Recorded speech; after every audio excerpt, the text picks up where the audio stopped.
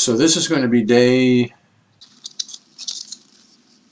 8, I think. Sampling day 8, interview, what we've been calling interview 10, sampling day 8, something like that. Right. Anything we should be talking about before we launch into the samples? Not that I can say. Okay, then I'm ready. This Me too. is 8.1. Okay, cool. All right, so beep 1. I was reading, and I read the sentence, graduate students interested in neuroscience, and I was visualizing UNLV as I was reading that, and just a general view of the entrance into the library, just seeing the outside of that and the trees as I was reading. I was visualizing what I was reading by seeing UNLV. Okay. Mm-hmm. And that's about the reading. Are you reading with comprehension? Are you do the words matter to you? How does that go? Yeah, I wasn't reading to learn. I was just reading to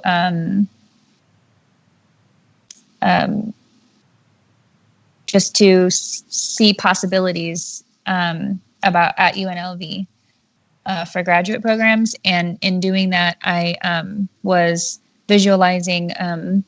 I was reading about graduate programs for who are interested in neuroscience, and visualizing at that time the outside scene of UNLV, Okay. and specifically the trees, and seeing the lighting in the trees as I would see it if I was there.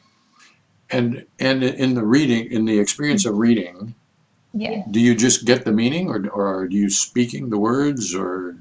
Oh, I just get the meaning. Yeah. The meaning comes in with no inner speaking of the words. With an inner speaking, yes. Sorry, yes, with an inner speaking, internal in my mind, in my voice, in my mind. Okay. Yes. All right, then I would say that this is similar to other samples that we've had. Yes. And we've run out of time before we've gotten to the later samples, so I would say let's go forwards and get the sample number 2, unless anybody's got anything more to say about this one. What do you think? I think that sounds great. Yeah. Yep, this was a pretty straightforward, brief little one. Okay. Okay. All right. So number 2, I was driving, listening to Scottish bagpipes, and I was visualizing the Scottish Highlands and a traditional Scottish soldier wondering about what life was like for the people who lived in those olden clan days.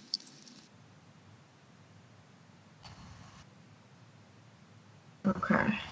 Yes. So let me see if I got all that. I'm listening to this music. This is for real. Like, this is coming out of my car speaker. Is that Correct? Yeah. okay? And then I'm visualizing Scottish Highlands with us, and there's a soldier. Yes, I am visualizing the scenery of the Scottish Highlands, and in that scenery there is a picture of a Scottish soldier wearing like the olden style kilt and warrior type material. Okay. Yeah. And at the same time, I'm wondering about what life was like back then. Yes. Yes. Specifically wondering about what it was like living in those Celtic days, Celtic tribes. Mm-hmm. Yeah. And how exactly do you experience the wondering? It's a sense. It's a sense of, it's a sensing. I don't know how to describe it. It's kind of what I've been trying to describe the last few times. It's a sensation, not particularly physical, but a sense of sensation that comes over me, that I'm it's a feeling, I would say, more so a feeling, a sensing feeling. If that makes sense. I don't know how to describe this one. Well, it sounds like you're working hard at it, and I think maybe we're closer. So Yeah. So is there a difference between sense and feeling for you, or are you using those synonymously? I'm using them synonymously, but to explain it better, you know, I don't want to get too much into theories, but I don't know if this will help. But in the same way that you would sense when something touches your skin, like you know it's there, and so then you realize you're feeling something.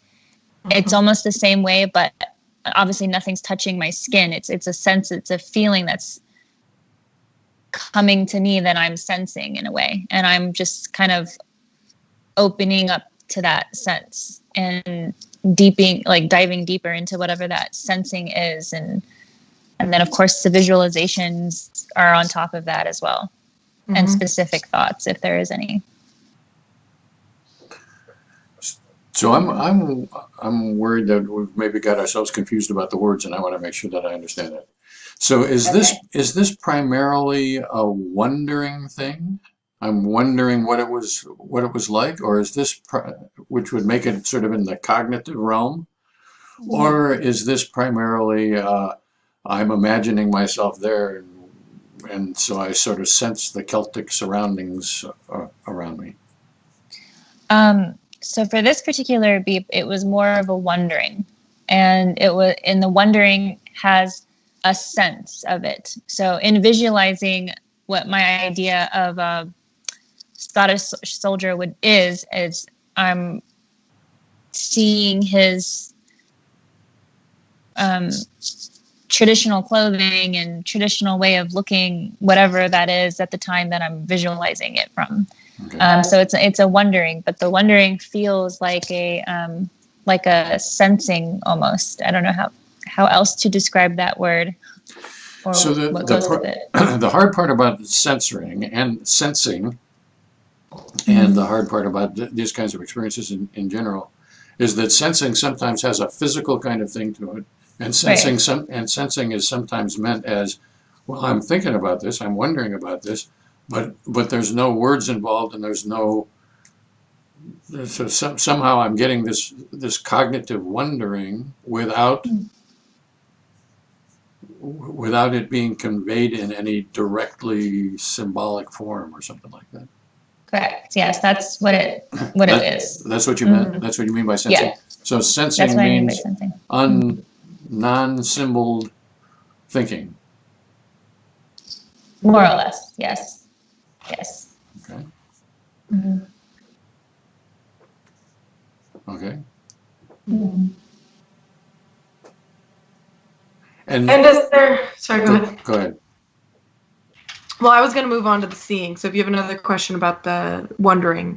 Well, I wanted to make sure that the wondering was related to the seeing, but separate from it. So I experienced myself as innerly seeing this Celtic soldier, and at the same time, I am somehow cognitively pondering, wondering, whatever, about what it was like back then. Correct. Yes, what it was like for those for the olden day clans, like what it was like for those specific clans. Okay. Mm-hmm. Then I'm ready for the picture. Okay. What exactly do you see? The background of the picture is your overall, Scottish Highland scene. Not sure if you're familiar with what that looks like, but that's the background.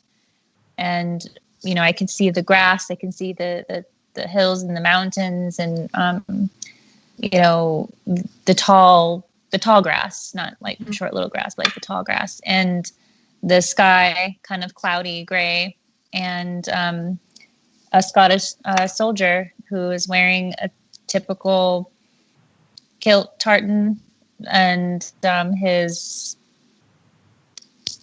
shirt and the belt and the whole thing, the sword, and just kind of see him triumphantly standing on the Highland Hills.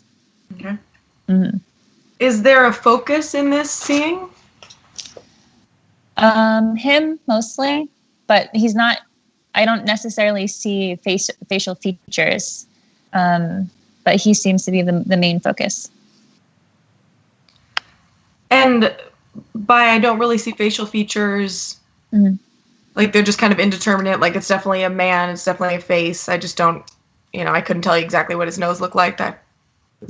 Mm-hmm. And do you see this clearly? Yeah, clearly, yes. I see color. I see the definition of his clothes, of the grass and the nature aspects. The only thing that's, like we said, indeterminate is his face, the features of his face. Okay. And are you particularly into any of the visual characteristics? Like, am I into the kilt for some reason, for its color or its definition or whatever? Or I'm just seeing this soldier and he happens to be wearing a kilt and...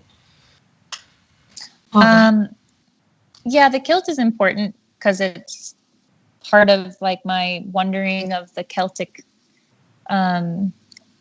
ancient ways of being, the clan way of being. So I'm seeing him wearing the kilt as a very important feature of the visualization as it pertains to that whole ancient Celtic way of dressing. Okay. Mm-hmm. So I guess I want to separate like what is important as far as meaning and what is important as far as your experience is concerned. So by what you just said, I'm gathering like the kilt is important because it, signifies this is traditional garb or whatever. Mm-hmm. And my question was more like, is there any part of this that is really grabbing your experience? Like I'm really into the pattern on the kilt just for the pattern, not even about its kiltness. I'm just into the pattern. Is there anything like that? Certainly doesn't have to be. I would say it's an overall, the whole overall scene is I'm pretty into. There's not one particular thing that is I'm paying most attention to. It's the whole scene altogether. Gotcha. Okay. And at the same time, you're hearing the music. Is the music still in your experience at this moment? Yes. Mm-hmm. Then I think I'm good. We have said that you're driving, and yet Yes. apparently there's little or not much experience of driving. Is that true? Yes, Obviously you're driving skillfully. You're not running into people or whatever, but that doesn't necessarily mean that it's in your experience. So. Correct. Yes, the driving is kind of what we've said before in previous beeps, that I'm skillfully doing it, but it's not necessarily something I'm experiencing full on. So is that to understand, as far as my direct before the footlights of a consciousness experience is concerned, the driving is not there. Obviously, I'm doing it skillfully, and my eyes are processing it, and my hands are doing it, and whatever. But that's not part of my direct experience. Correct. Okay, then I'm good. Mm-hmm. Number 3. Okay.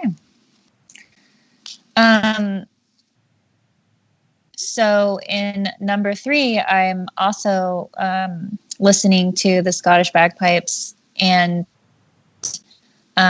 visualizing the Celtic symbols. And in this visualization, I was seeing myself, putting myself into the time frame of what I'm visualizing.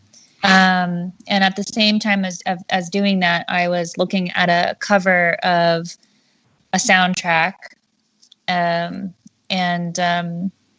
It was of a woman stuck between a red coat and a Scottish soldier. And I was seeing the Celtic symbols around. So I was visually looking at that. And at the same time, concentrating on putting myself into that time frame.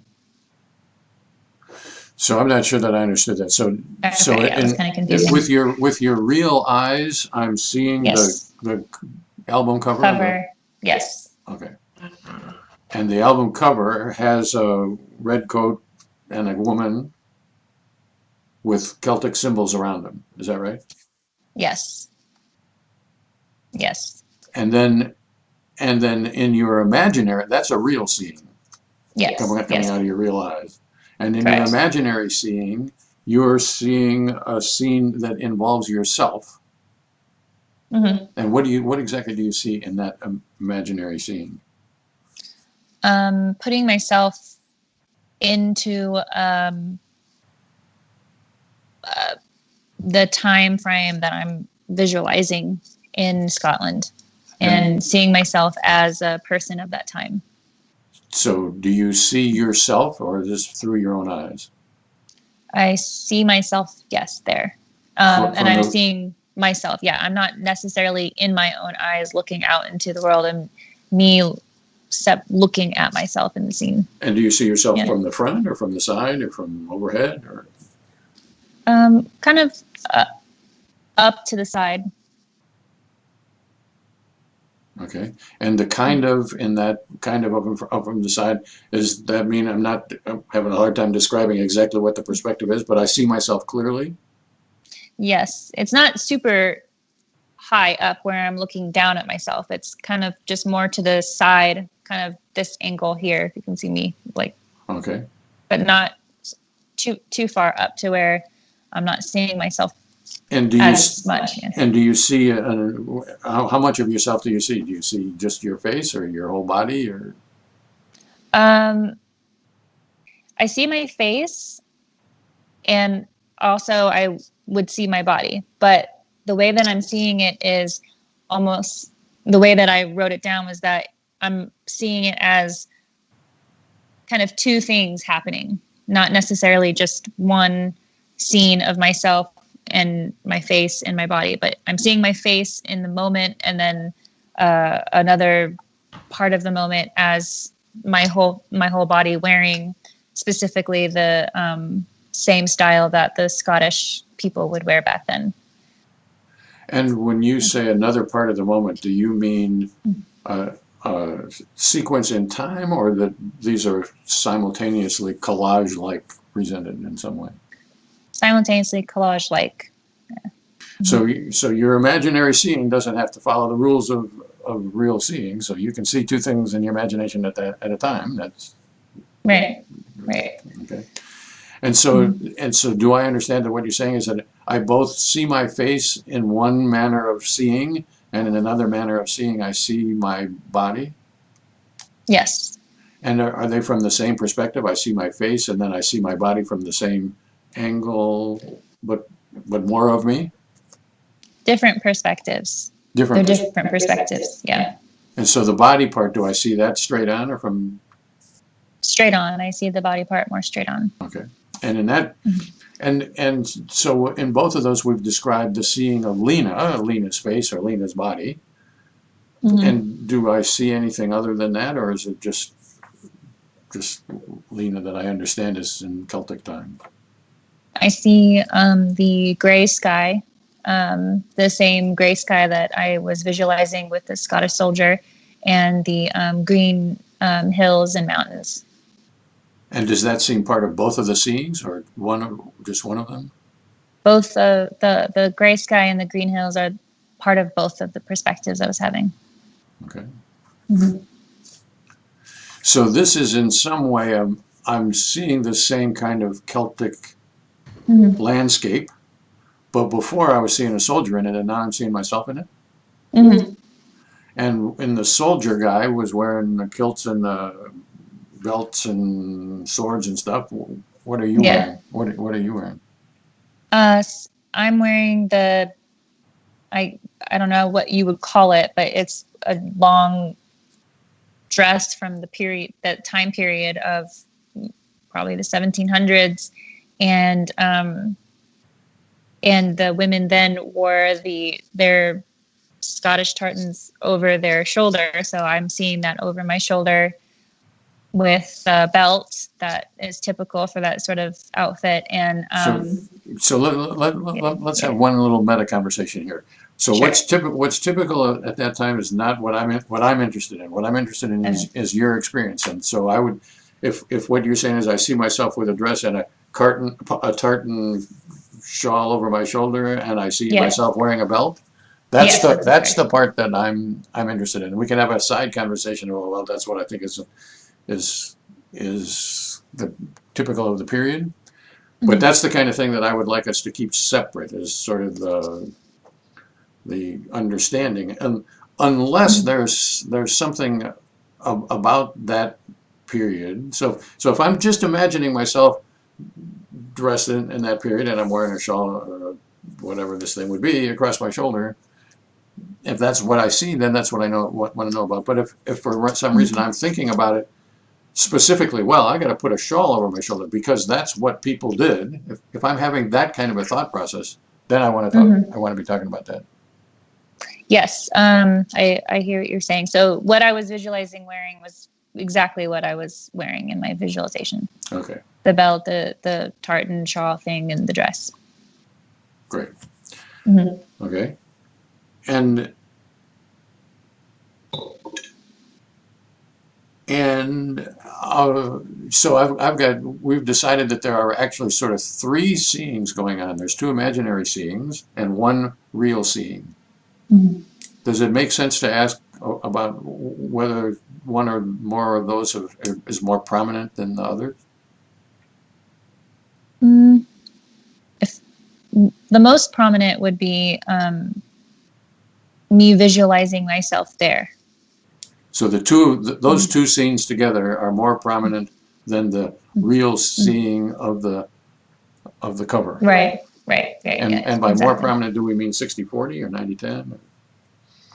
Probably 90-10. So a lot more prominent. Yeah, yeah. Okay. Mhm. Can I ask a couple more questions about the two imaginary inner seeings? Mhm. So I'm understanding that one is of Lena's face and one is of Lena's body. Mhm.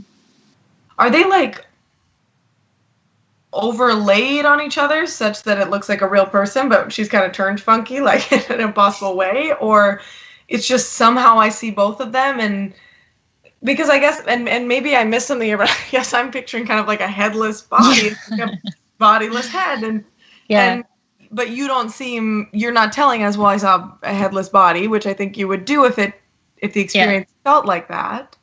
It wasn't distorted. I know the way that it sounded, the way I described it, came off like it maybe distorted, but I'm seeing two perspectives of myself Mm-hmm. at the same time. If that's one can do that, So it's that's how like the I'm same experiencing it. Lena. Yeah, This is just one Lena, but I'm just seeing her in two ways. in two different ways. Yeah, Okay, I from got two it. different angles. It's like when you're, just for reference. I don't know if this is helpful, but when looking or watching a movie, there's many different angles. So that's Or kind like of a what I'm multicam. doing. Yeah, Yeah. I So got it you. Okay. kind of seems like it's stacked on each other a little bit, but um, when you break it down a little, that's kind of that's happening. Gotcha. Okay. Mhm. Thanks. Mhm. And then the Scottish bagpipes are playing, Yeah. and am I listening to that? Or have I Yes. sort of left that behind in favor of this inner seeing? The music is very important to the inner seeing. That's kind of what the driving force of the fantasy is. So I'm very involved with the bagpipes, the Scottish bagpipes. Mhm. And Mhm. is Scottish And bagpipes a group? Or are you just saying I'm listening to bagpipes? Yeah, just it's not the name of the group, So Scottish bagpipes or anything, I'm but listening it's to just bagpipe yeah, music of the Scottish variety. the instrument. Yeah, yeah, Got it. yeah. All right, then I'm good. me too. And Number 4. you're doing great. This is Yeah. Nice. Okay, dokes. So number 4 is I was texting my neighbor, and well, she texted me, and we were talking about, or she was letting me know that she was disappointed with something, that she was feeling disappointed that as a parent, she's doing all the disciplining. And so I was visualizing her as I'm reading this, upset, obviously, and hearing her vent, just letting her vent, and at the same time relating to what she's saying. And what of all that is caught in your experience by the beep? The beep caught where I was visualizing her upset and mad. So I have already read the text, and I am visualizing as I'm after reading, I'm seeing her as upset. Okay. Yes. And does that mean, so I have already read the text. Mm-hmm. Is the text in any way still present to me? Yes. Yes. And beyond just like the text is the source of the image? Yes. Okay. But it's not like I'm saying it to myself. As in, what do you mean saying it to myself? Like the text message. The like reading it. Oh, yes. No, I'm not saying it to myself. Okay. I've already read it prior to the beep. And in that moment, I was just visualizing her upset and hearing her vent, and at that, like, not hearing her, but in my mind, I'm hearing her as if I would if I was there, like visualizing her upset, mad, and I'm hearing what she has to say about what she's feeling and relating to it at the same time. Okay, so yes, I wanted to ask about that. So the relating is somehow, that is in my direct experience. Yes. Okay. So I see my neighbor from what perspective? Head on, straightforward. Okay. Mm-hmm. And like her whole body, like head to toe, or just mainly her face? Mainly her face. Mm-hmm. And she's upset. Mm-hmm. And do I, like, is she crying, or do I just know she's upset, or? I could almost hear her voice, as in, like, I'm remembering the sound of her voice. I could hear it and visualize her upset just by hearing the sound of her voice being upset. Mm-hmm. Yes, that makes sense. And so so I heard that a couple ways, like I hear it, or like I remember almost what she sounds like. So is that to say I am hearing it, or I'm kind of hearing it, which means, I don't know, like it's quiet, or it's sound, but it's not really words, or I just recall in some cognitive-y kind of way what she sounds like, but I don't actually hear it, or? I know I am hearing her voice as it sounds in my mind. But I don't know that I am specifically recalling it in the way that you described, or how I'm even remembering what her voice even sounds like, because I don't know the process of how I'm doing that. I'm hearing her voice in my mind as upset and visualizing that. And I can, in the visualization, hear the sound of her voice. Okay, good. So that's great, because I'm not really interested in the memory process involved in this. Obviously, there is some, your memory is somehow there, create this voice or whatever, but we don't know anything about that. Yes. But as I'm understanding you, there is a voice in inner seeing, like my neighbor is making sounds. Is that right? Correct. And is she saying something? Is this coherent, or? It's not anything specific. It's just I'm understanding her as upset, and I'm hearing it, the upset in her voice. Mm-hmm. But I'm gathering these aren't really like words, but there's somehow I'm just understanding there are vocalizations that I understand as upset. Yes. Yeah. In the tone of her voice. So let me see whether I'm tracking this. So we have talked in the past, I guess maybe in the second beep today, about the seeing the guy, but his face was not differentiated. Is this sort of in a similar deal here? I'm hearing her voice, but the words that she's saying is not differentiated. Yeah, I could say that you could relate it to that. There's not any one specific word I'm hearing. I am just understanding that I'm I guess cognitively aware of the sound of her voice and the tone of it. So I want to make sure I understand that. Okay. So does this mean that at this moment of the beep, I hear her voice, Mm-hmm. and now I'm going to tell you guys about it, and her voice is upset, mad, Mm-hmm. or is it at the moment of the beep, I am cognitively thinking about, well, she's mad. So the question is this a hearing experience, an imaginary hearing? I hear my neighbor's mad voice. Mm-hmm. Or is this a Lena analytical experience? I'm understanding, recognizing, processing her voice. And obviously you're processing it. I mean, there's no question about that. The question is what's in your experience. Mm-hmm.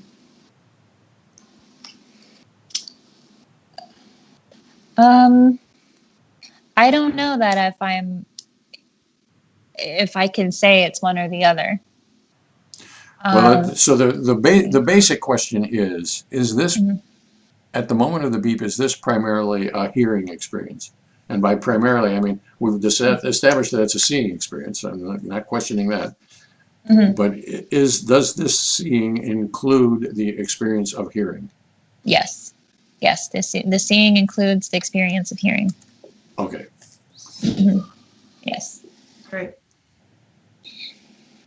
And do you see your neighbor's face clearly, like with detail, like you see eyes and nose and whatever?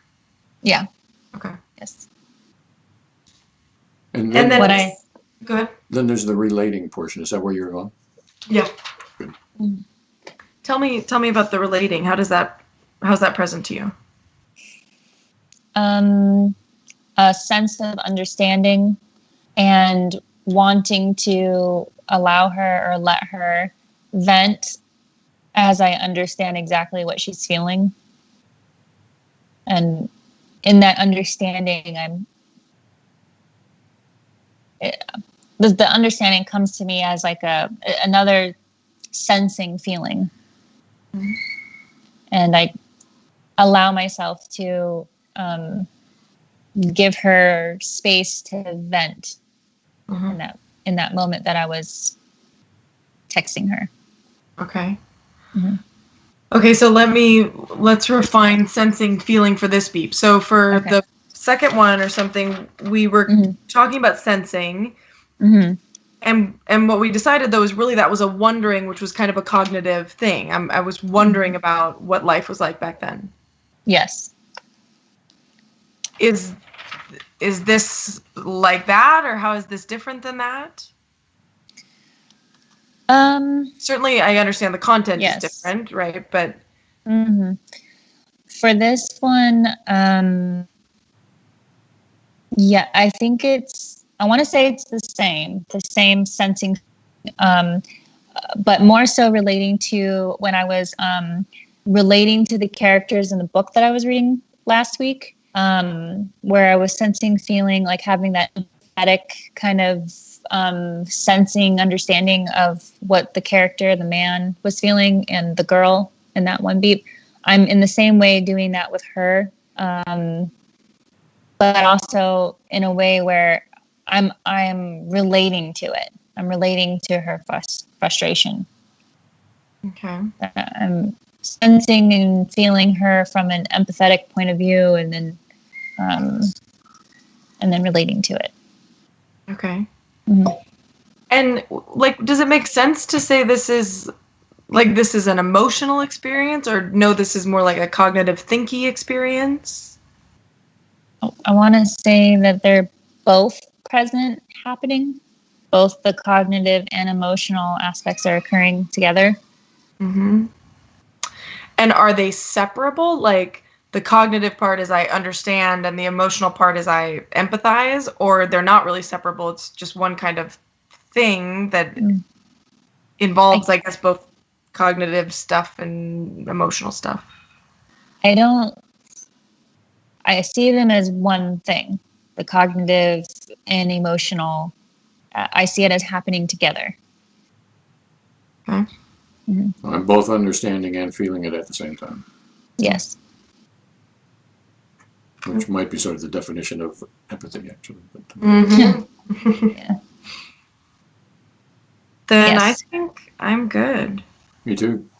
Okay. Number Wow, f- we're number really 5. moving along. Yeah. We are. Perfect. So the fifth beep, I was writing down notes for my for a class, and I stopped at the word tonotopically. I don't know if I'm saying that right. Tonotopically, and visualizing as I'm writing this down ear that I drew for a previous class, and trying to remember all the different parts of the ear. So I am seeing a drawing, not seeing an ear, but seeing my own drawing of an ear. Mm-hmm. Yes. And is my experience of seeing it accurately? This is what I actually drew.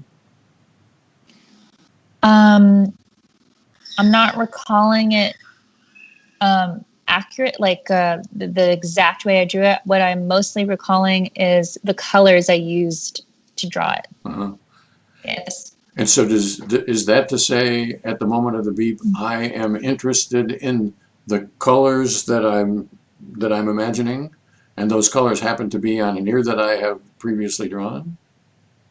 I'm interested in remembering what parts of the ear that I was drawing, but I'm only seeing the colors I used to draw. If that makes sense. Like, I'm not able to fully recall what I drew or what the part of the ears that I'm trying to remember.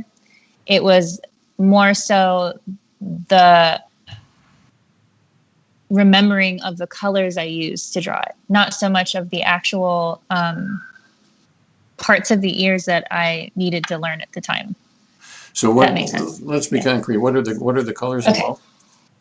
Purple, red, black is what I Okay. was seeing. And so am I recalling, is my experience of basically trying to reconstruct the ear, and I'm doing it by working with these purple, black, purple, blue and black, is that what they were? Purple, black, and red, yeah. Purple, black and red. Mhm. Or, so that's one thing, that I'm working with the purple, black, and red as a way of constructing this recollection. I used those colors in the past, and I'm trying to remember it, and I'm putting these colors in which case the colors have a sort of a part of the ear function. Or am I interested in the purpleness and the redness and the blackness, and they happen to be the colors that I drew for the ear, but I'm really more into the colors themselves than I am the ear function. So in me visualizing, let me try to explain this. I am more focused on the color because it's the only thing that I can remember from the drawing that I did. So I'm not able to remember exactly the function of the ear and the different parts because I can only remember the colors I used to draw the ear. So I'm trying to remember, but I'm only seeing the colors. If that answers your question.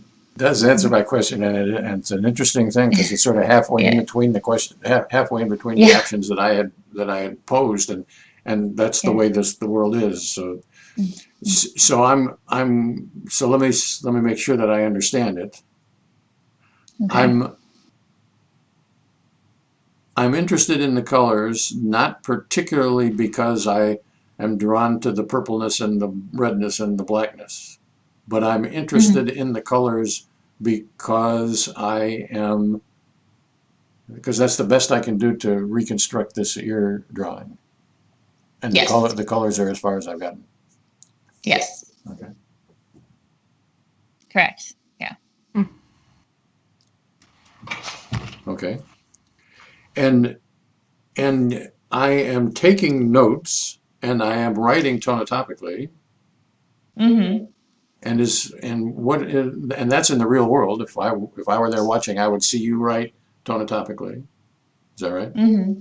Yes. Is that in my experience at all, or is that just sort of coming out of my hand? Yeah, coming out of my hand. It's like the same with driving. I'm not experiencing myself writing like the word out. It's as I'm writing the word, I'm doing what I can to process the word and understand it as I'm writing it. So it's more, I'm focused on processing the word and understanding the word rather than writing it. So my experience is basically entirely on the construction of this imaginary ear drawing, which so far is an arrangement of colors. And Yes. I'm not interested in writing. I'm not saying tonotopically while I write or anything that's in my experience. The only thing that's in my experience is this imaginary scene. Correct. Okay. Mm-hmm. Then I think I'm good. Mm-hmm. We're cruising. Perfect. So for beep number 6, I did my best to write down as much as I could in the moment because it was a high stress moment. I was driving, and my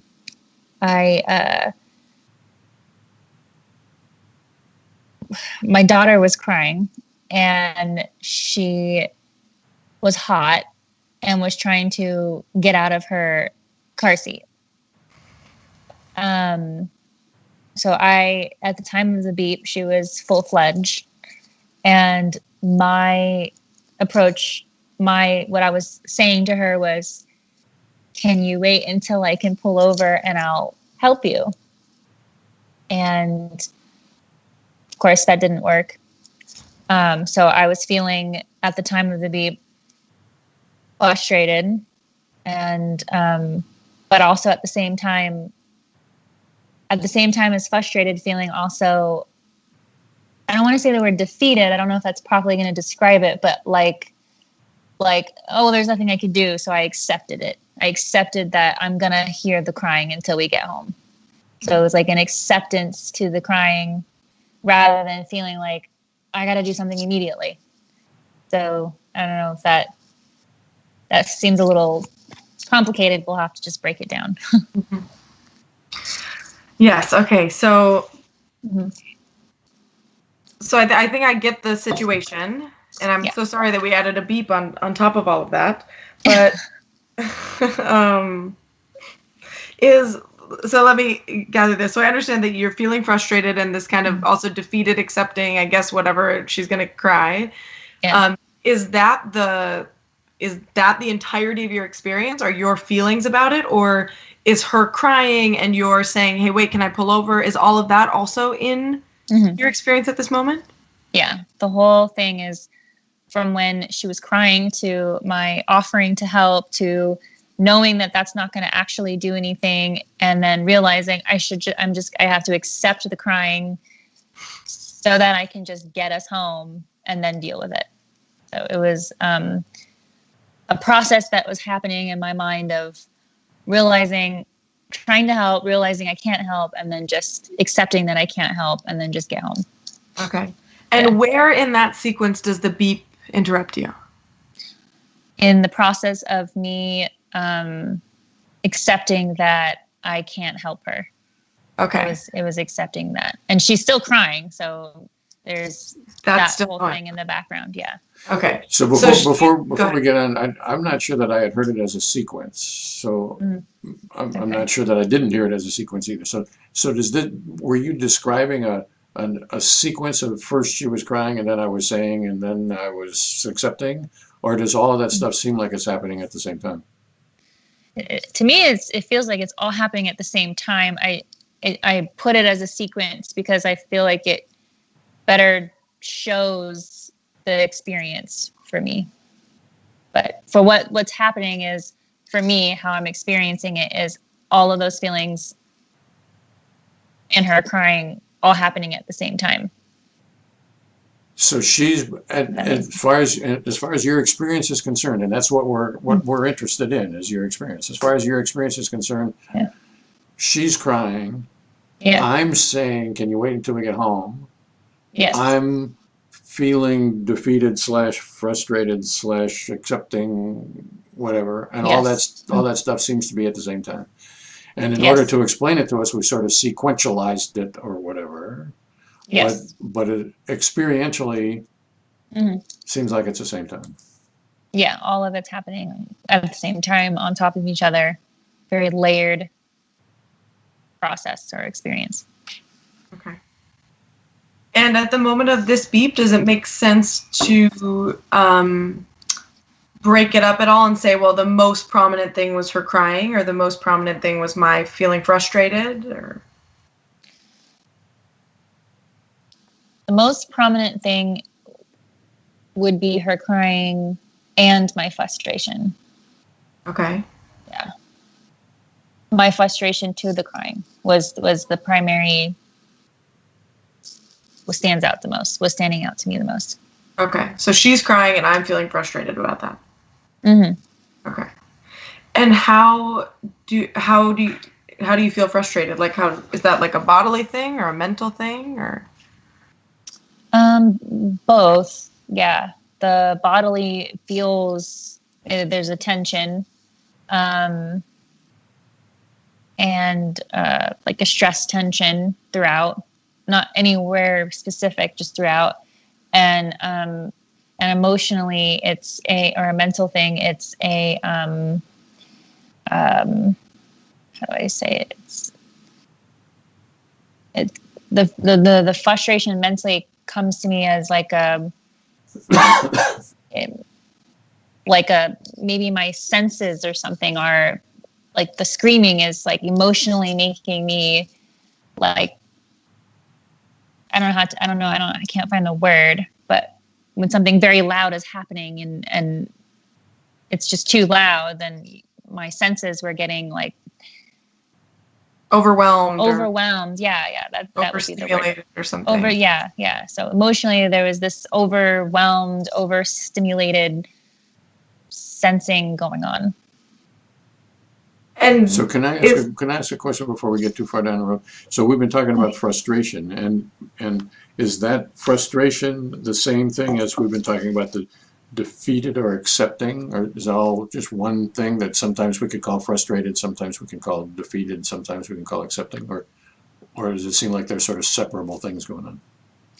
The defeated accepting thing feels more separated than the frustration. Mm-hmm. So these are two separate emotional experiences. Correct. Yes. All going on at the same time. Okay. Yes, all happening at the same time. And is the frustration then the same as the loud emotional overload?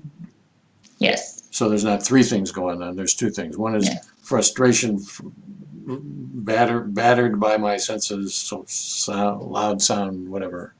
That's one thing. And then defeated and whatever. Okay. Correct. Yes. So I'm understanding the frustration includes some bodily tension that's not really anywhere specific, just kind of all over me, or just throughout me or whatever. And then also this overstimulated senses overload thing. Yes. All of that is the frustration about her screaming. Yes. Okay. Mm-hmm. And then I also feel defeated, accepting, and that's a different feeling. Yes. So at the time of the frustration, and knowing that I can do nothing for her in that moment, I accepted the noise. I accepted the frustration. Then I was able to calm down and get home. Like internally, I was able to be okay with the noise and be okay with the crying and the and frustration. Okay. Mm-hmm. And is all of that just kind of elaboration on the accepting feeling, or because I guess there's like a few ways I could hear that. I could hear that really your experiences of calming down, or really your experiences of feeling acceptance, or really it's of knowing I can't do anything, or maybe it's all of that or some of that, or. Well, the knowing that I can't do anything in that moment, like realizing that, is what calmed me down.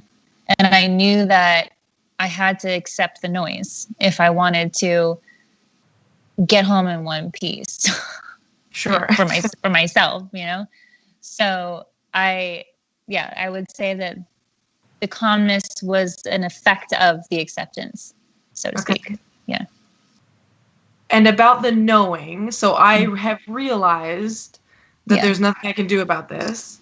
Mm-hmm. Is that directly present to me, or is that almost like the memory process we talked about before? Like somewhere in my neurons, I've come to that realization, and now I'm feeling some acceptance about it. But really, the knowing is not in the footlights of my consciousness. It's just contributing to what's going on here. I would say that the knowing is somewhere in between those two things. Mm-hmm. Yeah. Somewhere in between some non-experienced process and some directly experienced. Yeah. Like a cognition? Like, is this like a... It's like a familiarity kind of, like, oh, I know this. I know this situation, like I understand, like she's not hurt, like I understand that this is just a very similar, I've been here before with her. So it's like I recognize the situation kind of thing. And there is a half of me that is aware of that recognition. And then this other half of me that it's just automatic. Okay. Yeah.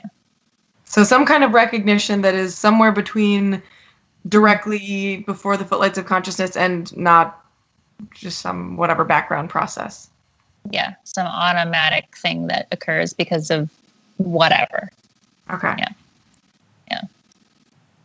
And that is related to, I'm understanding that I've got, like, I'm accepting this. I've got some feeling of accepting, of calm, or something like that. So yes, in realizing and in accepting it, I was able to be calm for the rest of the drive. Yes. Or not necessarily calm, but I wasn't allowing it to interfere with my mental state of mind any longer. Okay. And is that what we had before been calling acceptance? Yes, that would be the part of acceptance, yeah. Okay. So it was more just like I in recognizing that it was something that I was familiar with the situation, there was, with that came a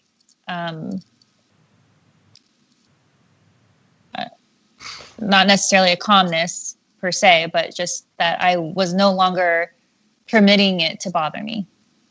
Okay. I was able to just be with it without it bothering me. And how do you experience that? Like, is that a feeling? Is that like an intention? Like, I'm not here, I'm not letting it whatever? Or I use the word defeat because, and it sounds really harsh, but it feels kind of like I'm defeating myself. Like, I can't do anything for you. So I'm accepting that I can't do anything. And while it calms me down, I feel this defeat with it. Mm-hmm. So there is this sense of, okay, like, all right, just cry. Kind of, I don't know if that helps in understanding, So that, that sounds like there's a difference between I've given myself permission and I have been defeated. Yes. It seems, and that sounds like it's more like I've been defeated and therefore I'm not going to do anything about it. Rather than I have made some kind of a decision, I'm going to withdraw myself from this situation. It's both. I know I'm actively choosing to not let it get to me, but there is still an aspect mixed in with that of defeat, of that it was out of my control. Like, I couldn't control how her temperament in that moment.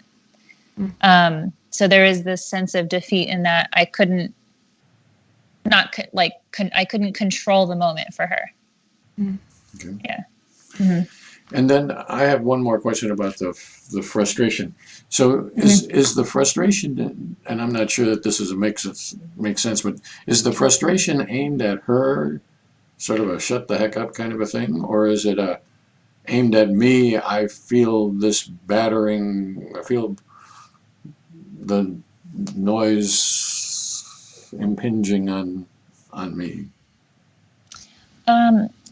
It's a mixture of both, but I would say more so it is a frustration towards her. And mainly because, and I don't know if this is part of the theory that we're trying to bracket out, but in that frustration that I'm feeling, realizing and having that bodily and mental reaction to her, it's like the sense I'm getting in that moment, in that frustration, mixed in with that frustration with all the other stuff we talked about, there's this, oh, she's crying again, she's crying all over, cries every day, cries every, 2 seconds kind of thing. So that's like the frustration is at her for what could possibly be wrong again, kind of vibe, or not vibe, but like mixed in with all the other feelings that we were talking about. So it's like frustration was a very multi-layered feeling. It wasn't just purely frustration. There was all that other stuff in there that we were just talking about. Got it. Yes. I think I got it.